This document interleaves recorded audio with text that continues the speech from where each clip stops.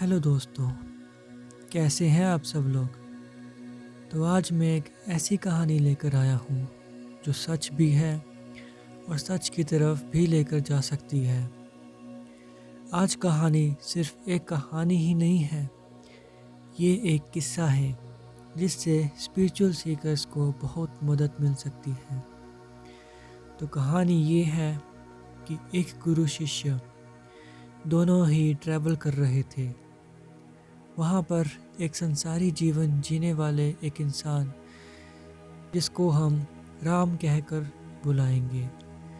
राम की नज़रें शिष्य पर पड़ी और प्यार की नज़रों से उनके पास गए और शिष्य से पूछा, हे महात्मा, मुझे कोई विधि या तरीका बताइए जिसको मैं फेथफुली हर रोज़ करूँगा। तो गुरु ने शिष्य को कहा, ये तुमसे विधि मांग रहे हैं तो दे दो कुछ इन्हें। तो शिष्य ने कहा कि हे गुरु, मुझ जैसा अज्ञानी क्या ही देगा, मैं तो कुछ जानता भी नहीं हूँ। एक अज्ञानी दूसरे को भी अंधकार में ही कर देगा। तभी गुरु ने एक मुस्कान के साथ राम को कहा कि तुम भी ऐसे ही हमेशा सच बोलो, सच सोचो, सच अपनी ज़िंदगी में लाओ और ये तुम्हें 3 महीने तक करना होगा। और वो इंसान एक रेल रोड पर एम्प्लॉय हुआ करते थे, जहाँ पर सभी एम्प्लॉयज़ झूठ और धोखे देकर ही कमाया करते थे। वहाँ पर राम ने फैसला किया कि वो कभी भी अब झूठी ज़िंदगी नहीं जिएंगे। कुछ दिनों बाद ही राम के सच बोलने की वजह से उन्होंने अपनी जॉब भी खो दी और पैसों की दिक्कत के कारण उनकी बीवी और बच्चे भी उनको छोड़ के चले गए। वो व्यक्ति अपने ही मन में सोचते कि हे ईश्वर, अभी तो 13 दिन ही हुए हैं और मैं सब कुछ खो चुका हूँ। 3 महीने में कैसे निकाल लूँ। कुछ ही किलोमीटर की दूरी पर गुरु शिष्य नर्मदा रिवर के पास एक पेड़ के नीचे बैठे थे। तभी गुरुजी हंसने लगे। शिष्य ने हंसने का राज पूछा तो गुरु ने कहा कि जिस इंसान को मैंने सच बोलने को कहा था वो आज जेल में है। तो शिष्य ने नाराज़ होकर पूछा कि गुरुजी, आप उस इंसान पर क्यों हंस रहे हैं। तभी गुरु ने कहा कि वो इंसान पर नहीं हंस रहे हैं, वो इस भटकी हुई दुनिया पर हंस रहे हैं जो खुद को महान समझती है। कुछ ही महीनों बाद राम को जेल से निकालकर कोर्ट में लाए हाजिरी के लिए। तो वहाँ जज ने उस राम से गवाही मांगी, लेकिन जवाब में राम ने कहा कि मेरे पास कोई गवाही नहीं है और ना ही मुझे कोई गवाही की ज़रूरत है। तो जज ने कहा कि मैं तुम्हारी मदद कैसे कर सकता हूँ अगर तुम कुछ नहीं बोलोगे।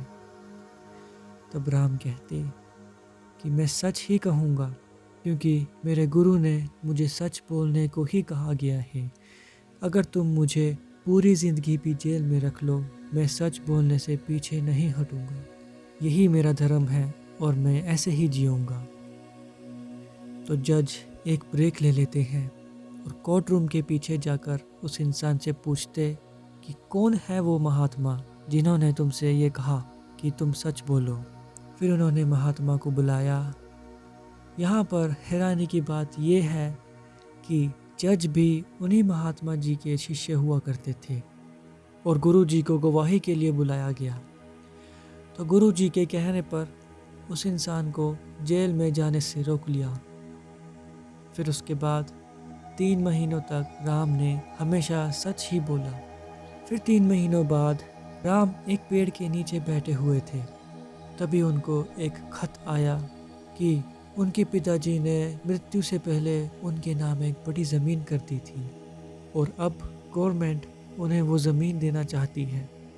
राम ने सोचा कि हे महात्मा, अगर 3 महीने तक सच बोलने से मेरी ज़िंदगी ऐसी हो गई तो पूरी ज़िंदगी सच बोलने से क्या कुछ नहीं हो सकता। तो राम पूरी ज़िंदगी ऐसे ही जिए और जो ज़मीन थी वो अपनी बीवी बच्चों के नाम कर दिए। तो कहानी यहीं ख़त्म होती है।